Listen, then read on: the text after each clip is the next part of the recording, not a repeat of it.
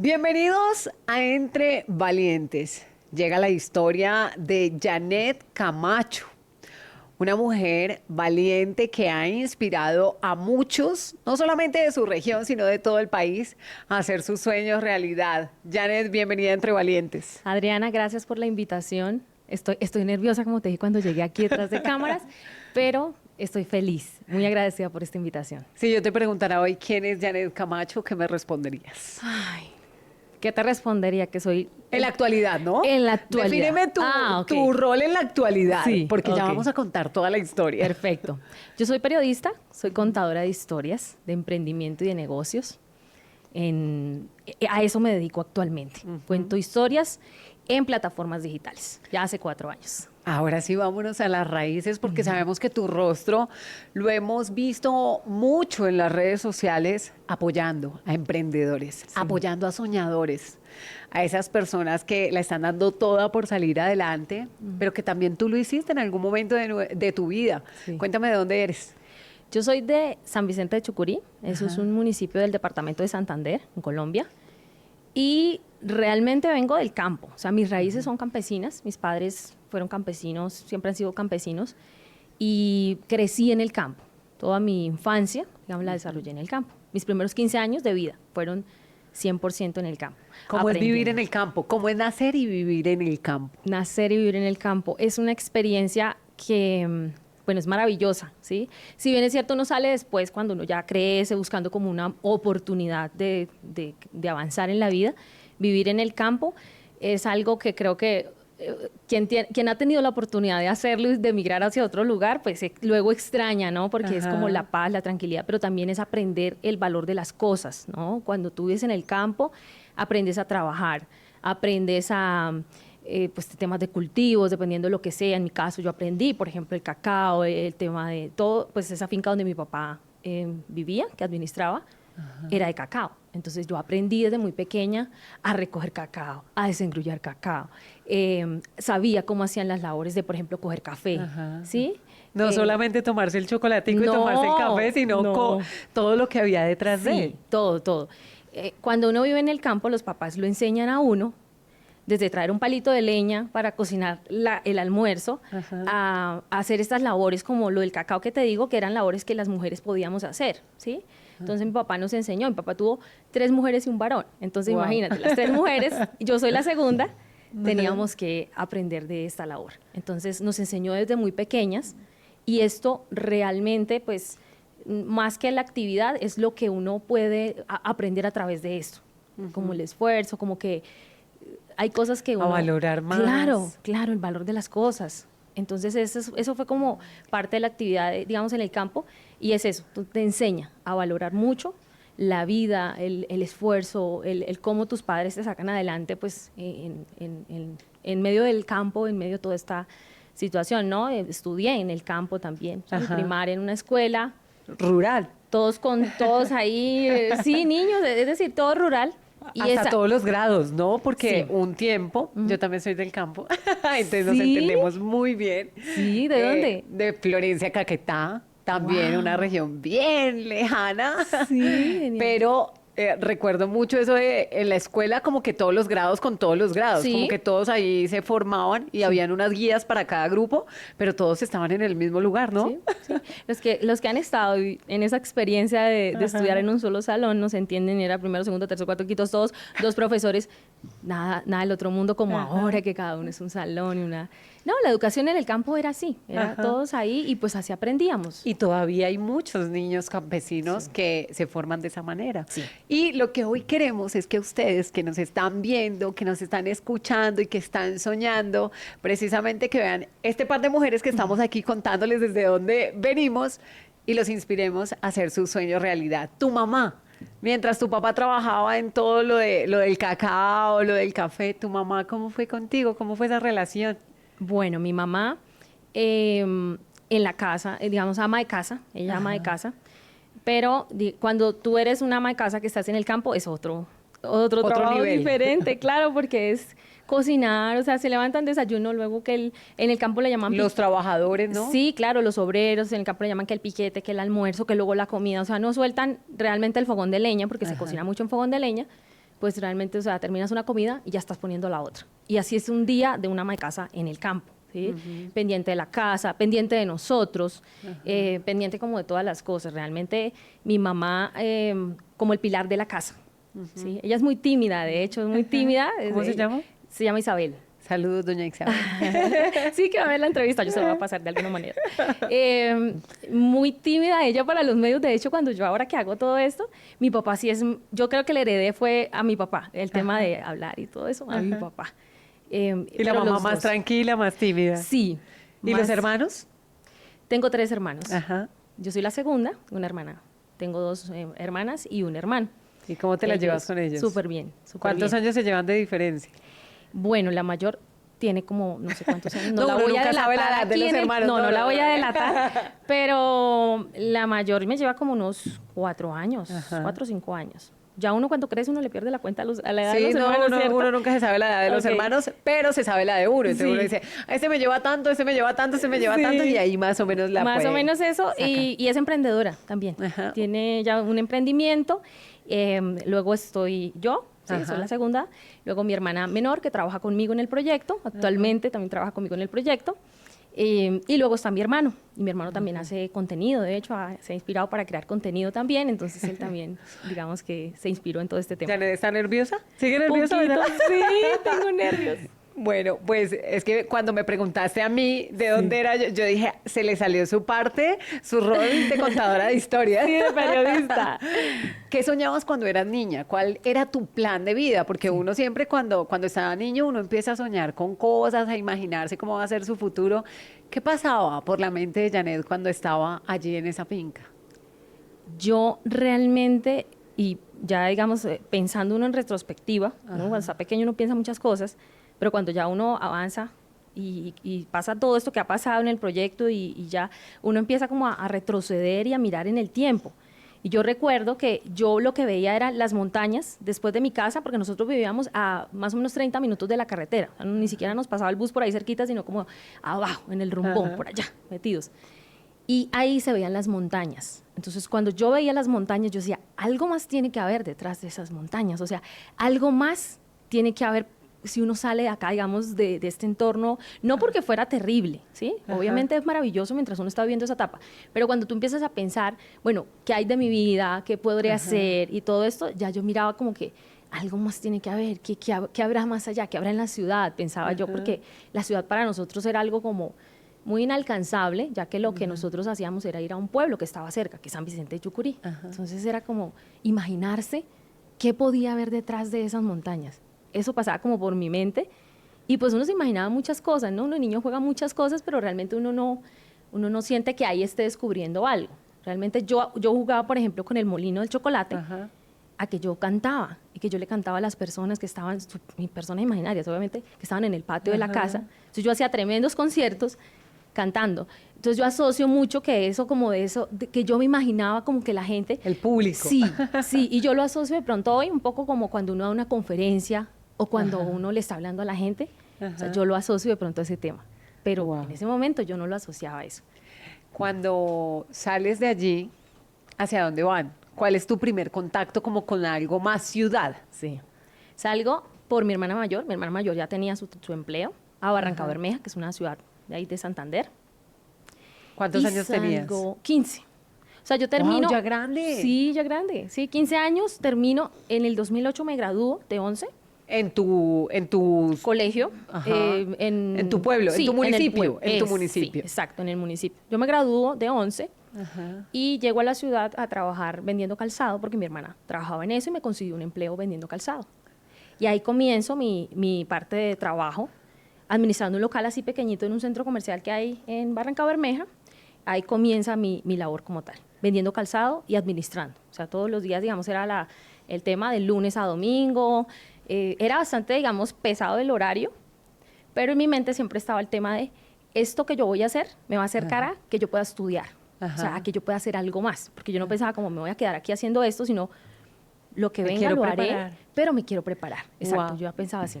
¿Y en qué momento llega la comunicación, el periodismo? Porque tú dices, de pronto uno en el campo, como no tiene tantos reflejos de cosas, no puede imaginarse lo que puede llegar a alcanzar a hacer.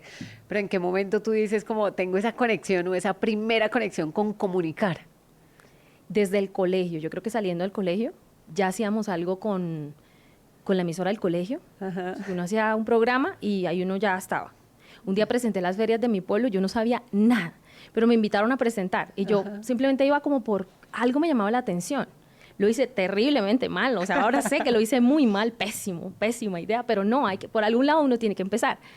Y de ahí pues ya llego como con una noción, como que ya me gustaban los medios y alguien me dice, oye, ¿tú por qué no estudias periodismo? Yo no sabía ni que existía la carrera o esas cosas, todavía no tenía muchas nociones, pero cuando me empiezan a hablar de eso, como, ¿por qué no estudias eso? Que tienes como dones para eso, talento para eso.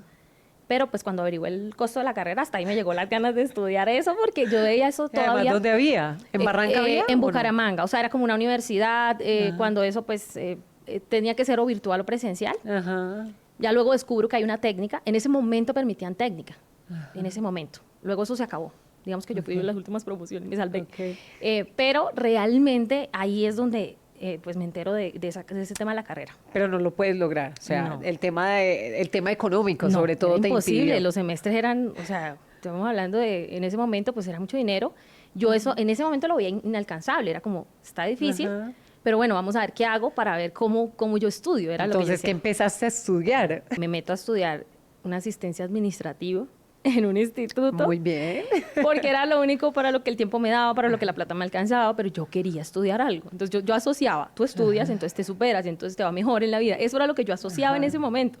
Me Y- imagino que tus papás te decían, mija, estudie porque lo único que le va a quedar es la educación. Pues claro, mis papás, imagínate, en el campo, pues para ellos la única solución de la vida era, tú tienes que estudiar. Eso era, era Claro. como lo que siempre lo empujaron a uno. Tu primera meta era estudiar. Sí, estudiar, realmente era como, voy a estudiar algo, quiero estudiar algo, voy a hacer algo. Y lo más chistoso es que donde yo trabajaba vendiendo zapatos, al lado había un medio de comunicación. Ajá. Entonces yo veía el desfile de los periodistas que venían a comprar cosas en la tiendita al lado del local y ahí empecé a tener contacto con periodistas. O sea, empezaba como a hablarme con ellos y todo el tema.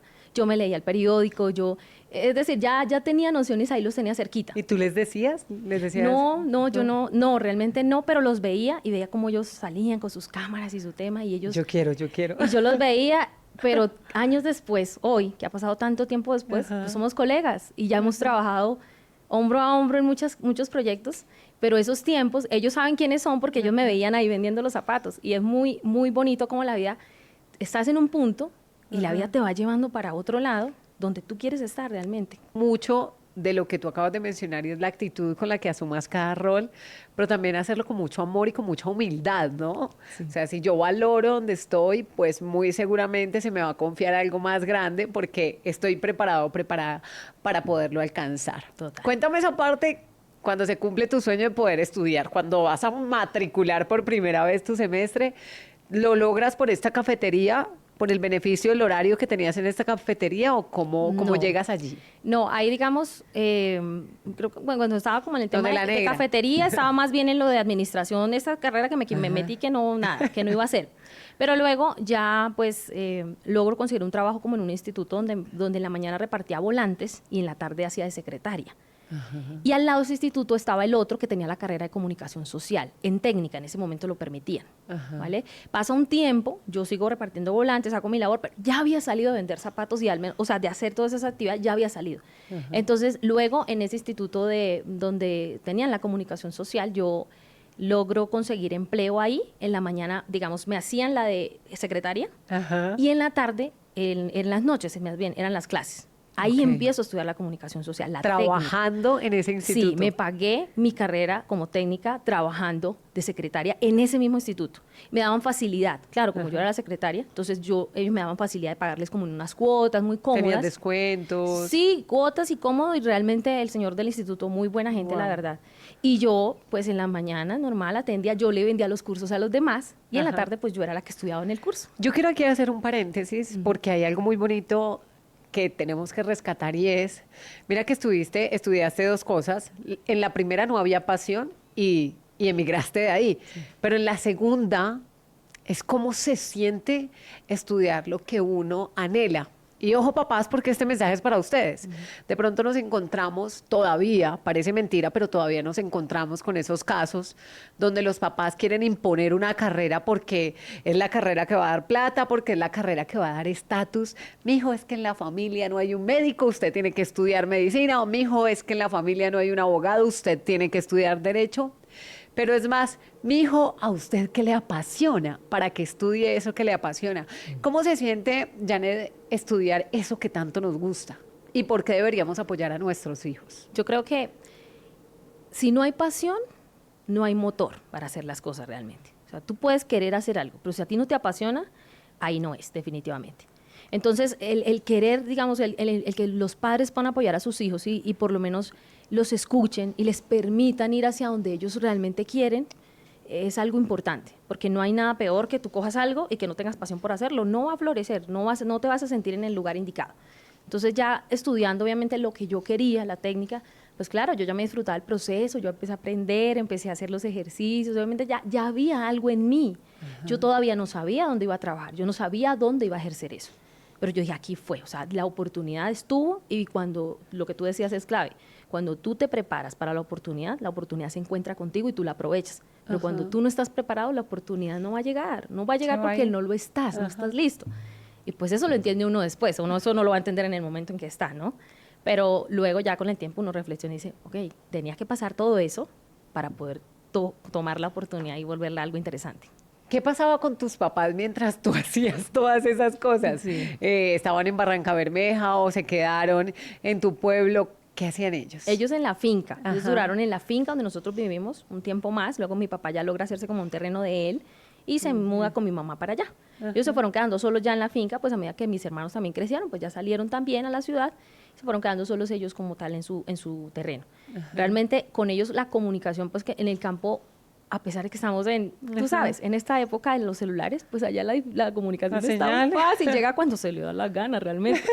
Entonces, pues la comunicación con ellos era como de, estoy haciendo esto o estoy haciendo lo otro. Cuando pero les realmente, dijiste que estabas estudiando periodismo, ¿qué claro, mi dijeron? papá contento. Él, cuando empecé luego los medios y todo eso, también le hablaba a los vecinos para que escucharan la emisora donde yo trabajaba. O sea, él buscaba la forma de contarles a ellos lo que estábamos haciendo.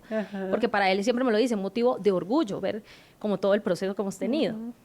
Y más de dónde vienen, porque es el ejemplo de cuántos niños soñadores Claro. hay en el campo, Janet. Y tal vez de todos esos niños, no todos logren hacer sus sueños realidad, pero yo creo que nuestra tarea es decirles, sí se puede. A los papás que no dejen de creer en ellos. Totalmente, totalmente. O sea, yo creo que desde que haya como esas ganas, ese perrenque, ese empuje, esa pasión, eso que te motiva y te mueve, lo vas a lograr. No importa dónde vengas, no importa si estás en el campo, si tú consideras que no te victimices. Es decir, piensa que lo puedes hacer. La situación en la que naciste, como viviste, algo te está enseñando en este momento y si tú te lo pones en la mente, pues definitivamente lo vas a poder lograr. Porque el ser humano está hecho para grandes cosas, realmente. Entonces es más como uno piensa y como uno empieza a moldear eso para uno decir sí puedo. No quedarme como, ay, pobrecito, es que esto. No, es como yo puedo hacerlo y de verdad puedo ser un ejemplo para que más personas crean en sí mismos y empiecen a decir, hombre, yo también puedo lograr las cosas que me propongo.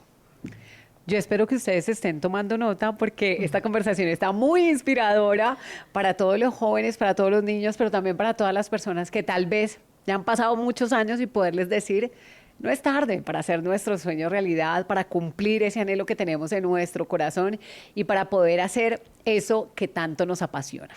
¿Cómo llega tu visión, esa visión que tienes hoy de apoyar a los emprendedores? ¿Cuál fue el camino que tomaste para llegar allí? Luego de que te graduaste, me imagino. Sí, yo estudié la comunicación social y el cuento corto, digamos, del tema es, pude entrar a los medios de comunicación, a televisión inicialmente, ahí pasé todo un proceso, luego estuve en radio, luego estuve he estado en lo público y en lo privado de medios de comunicación. En Barrancabermeja. En Barrancabermeja, tanto radio como televisión, bueno, en fin. Y en ese camino yo me enamoro de las crónicas. Hice varias crónicas, hubo varios premios por crónicas que se hicieron en su momento Y estando en radio, empiezo a conocer las plataformas digitales, porque la emisora le apuntaba mucho a lo digital. Y es ahí donde ya empiezo a seguir contando crónicas en la emisora. Y un día dije, en el 2019, más exactamente a finales, dije, ¿y si abro una página y empiezo a mostrar noticias y a contar las crónicas ahí, qué podría pasar? Y le cuento a un amigo el proyecto y le digo, oye, mira, tengo esta idea, ¿por qué no lo hacemos juntos? Porque trabajamos la parte digital. Y él me dijo, no, hágale usted sola. Y empiezo yo con el tema del proyecto. Ay, en febrero del 2020. Yo creo que ese amigo suyo se arrepiente. No, la verdad, muy bueno, porque mira, él me dijo, yo no sabía qué nombre colocarle. Ajá. Yo estaba confundida, no sabía qué nombre poner. Y él me dijo, póngale su nombre, que a usted ya la conocen ahí, o sea, póngale su nombre. Él veía algo que yo tal vez en ese momento no veía. Y yo dije, pues sí, tiene razón, o sea, yo preocupándome por un nombre no tenía ni por qué preocuparme. Claro, tengo mi nombre, Claro. ya he hecho carrera con mi nombre. Sí, pero uno tenía esa mentalidad que tocaba ponerle un nombre diferente, mentira, eso era otros tiempos. Y ahí arranco con la página. En el febrero del 2020 arranca el proyecto. O sea, yo tengo ese pensamiento entre noviembre y diciembre del 2019, febrero del 2020 ya está lista la página. Ya diseñé un logo ahí y empecé. Y empecé a contar realmente como historias de personas que lograban cosas. O sea, yo no me había enfocado todavía en emprendimiento. Hasta que un día un emprendedor me invita a conocer su idea de negocio y yo voy al lugar, pero no me centro en el producto como tal, sino que le pregunto, oye, ¿cómo lo hiciste? ¿Cómo hiciste posible que este negocio fuera una realidad? Y me concentro en la historia de ese emprendedor. ¿Cómo nació ese emprendedor? Claro, mi inquietud era esa. Porque además muchas veces nos enfocamos en la historia del producto o el porqué del producto, Sí. pero ¿por qué un emprendedor termina siendo emprendedor? Total. Y ahí me enfoco en eso y lanzo el video, gusta, viene otro emprendedor y me invita, y luego como otro emprendedor y me invita. Y en mi mente tengo el recuerdo cuando en ese camino yo dije, mi mente hizo clic. Yo dije, esto es, por esta razón es que yo creé la página y por esta razón es que yo soy periodista y por esta razón es que ha pasado todo lo que ha pasado en mi vida. Porque yo estoy en el lugar donde ese emprendedor ha estado. Yo estoy en los zapatos de esa persona, logro entender perfectamente sus luchas, sus miedos, todo lo que ha pasado, porque yo estuve ahí algún día. Y entonces ahí es donde ya me dije, me enfoqué, dije, no, es decir, esto es el camino. Me voy a enfocar en tema de emprendimiento y negocios. O sea, ese es mi nicho, ese es mi foco, y foco le puse y me enfoqué 100% en ese tema, empecé 100%. Mientras todo era caos, los emprendedores necesitaban una mano amiga. Sí. Plena pandemia, o sea, estás hablando de que arrancaste en febrero, pero es que ya en marzo del 2020 empieza la pandemia y necesitaban mostrarse los emprendedores, uno, y dos, las plataformas digitales se dispararon. Totalmente. Siempre primero eran como crónicas, luego lo fui migrando el formato y ahí ya después, ya cuando pudimos salir, cuando la pandemia nos permitía, pues yo alternaba mis trabajos que tenía en ese momento, yo alternaba con el tema de contar los videos, realmente. O sea, no empecé como, ay, me voy a quedar de lleno. No, el proyecto no arranca así, porque yo financieramente tampoco podía sostener eso así. Yo sostenía desde mi trabajo el proyecto, realmente. Entonces, yo empecé haciéndolo alterno. Yo me volaba los sábados, los domingos. Yo rotico que veía, ahí estaba grabando. O sea, yo estaba haciendo mis historias. Duraba hasta las 2, 3 de la mañana a veces editando, porque yo aprendí a editar. Entonces, yo misma editaba los contenidos en su momento. Y yo dije, porque si esto quiero que vaya a mi ritmo, yo tengo que pues, editar y hacer las cosas porque pues, pagar un editor en ese momento no era una opción. Y así fue como comencé, realmente. No es empezar como mucha gente creerá, no, empezamos con cámaras, con editor, con ejecutivos de venta. Sí, lo ideal es que si usted tiene, obviamente para empezar con eso, lo haga. Claro. Si usted quiere empezar una idea, pero yo... Pues, pero tampoco se quede esperando tener todo eso para poderla realizar. Claro, es decir, si usted no tiene en este momento sino la idea, yo le puedo decir que con la idea sola podría estar comenzando, realmente. Porque no solo porque yo lo haya hecho, sino porque otras personas que ya he visto, en estos 4 años conociendo emprendedores, ya he visto cómo lo han hecho. ¿Sí? Tampoco es lanzarse a la loca por lanzarse, tampoco. No recomiendo eso, es muy arriesgado que lo hagan. Si van a hacer, y obviamente van a tomar una idea de emprendimiento, de negocio, lo que quieran, mínimamente va a haber unas bases, un norte hacia dónde quiero irme, o sea, qué visión quiero tener y obviamente algo que los pueda guiar en ese camino. ¿Qué tienen en común estos emprendedores que has entrevistado? Por ejemplo, y que hoy una persona que esté pensando en emprender, tú le pudieras decir, te voy a botar este datico porque yo lo he escuchado de varios emprendedores. Los emprendedores más exitosos son los que de pronto no comenzaron con todo lo que querían en su momento, pero son los que pulieron la idea en el camino. O sea, no hay idea perfecta, tú la perfeccionas en el camino. Y eso es lo que he detectado con tantos emprendedores que he visitado. Los más exitosos son los que se han preparado, comienza con el proyecto y ellos van perfeccionando la idea. Entonces, nunca dejes de prepararte. Ese sería como el tip más importante. No dejes, o sea, comienzas una idea y no dejes de perfeccionarla preparándote, porque todo se puede aprender. Entonces, no necesitas ser el experto en todas las áreas para comenzar, pero sí necesitas tener ganas de aprender, porque en el camino lo vas a necesitar. El emprendedor no comienza sabiendo de contabilidad, el emprendedor no comienza sabiendo de cosas jurídicas, mucho menos de temas tributarios. El emprendedor comienza con pura pasión muchas veces.